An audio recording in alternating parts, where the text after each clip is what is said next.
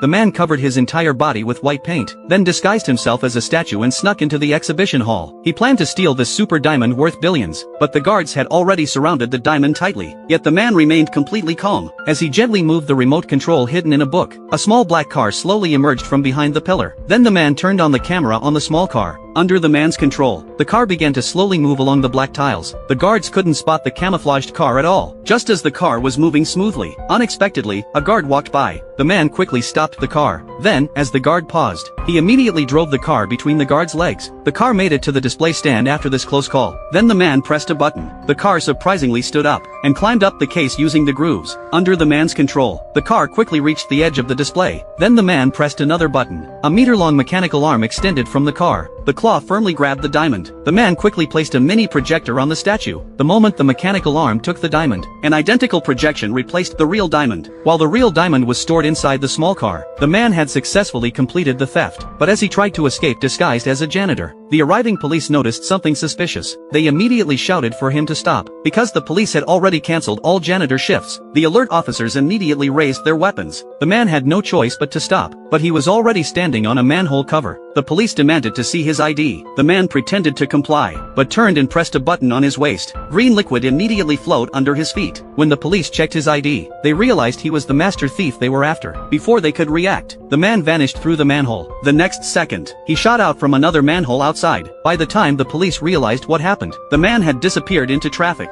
But the man wasn't satisfied. He even boldly called the TV station to tell the police his next target, a 6,000-year-old ancient sword.